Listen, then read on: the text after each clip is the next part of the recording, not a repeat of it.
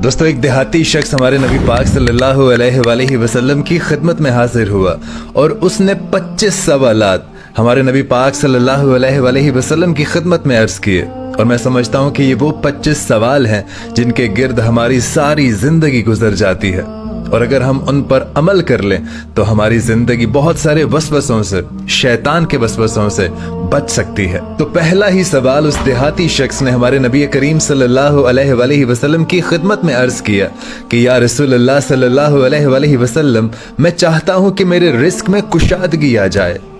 तो हमारे नबी पाक सल्लल्लाहु अलैहि वसल्लम ने इरशाद फरमाया कि हमेशा बावज़ू रहना। फिर उस देहाती शख्स ने दूसरा सवाल पूछा कि या रसूलल्लाह सल्लल्लाहु अलैहि वसल्लम, मैं चाहता हूं कि मुझे अल्लाह के दरबार में खास दर्जा दिया जाए।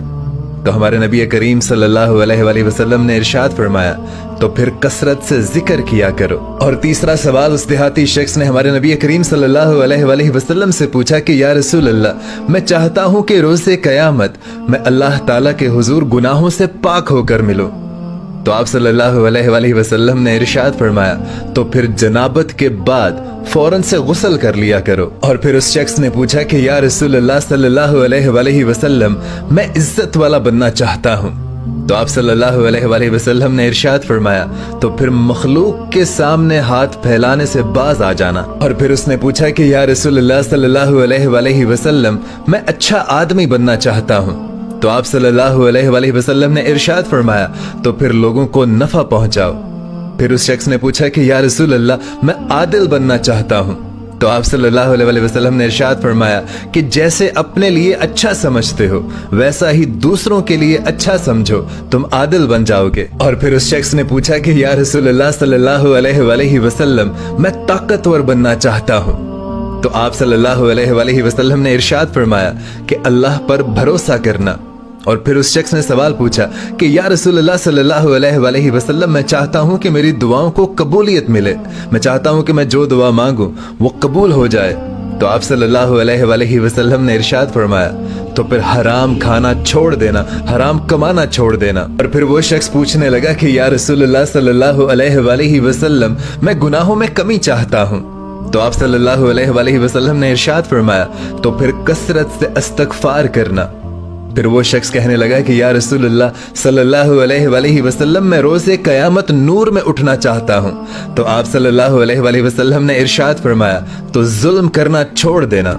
और फिर वो शख्स पूछने लगा, या रसूलल्लाह सल्लल्लाहु अलैहि वसल्लम, मैं चाहता हूँ कि अल्लाह ताला मुझ पर रहम करे। तो आप सल्लल्लाहु अलैहि वसल्लम ने इरशाद फरमाया, तो फिर तुम अल्लाह के बंदों पर जमीन पर रहम करना, अल्लाह तुम पर रहम करेगा। और फिर वो शख्स पूछने लगा कि या रसूलल्लाह सल्लल्लाहु अलैहि वसल्लम, मैं चाहता हूँ कि रोज़े क़यामत अल्लाह ताला मेरे गुनाहों पर पर्दा डाल दे। तो आप सल्लल्लाहु अलैहि वसल्लम ने इरशाद फरमाया, तो तुम लोगों के गुनाहों पर पर्दा पोशी करना, अल्लाह ताला तुम्हारे गुनाहों पर पर्दा डालेगा।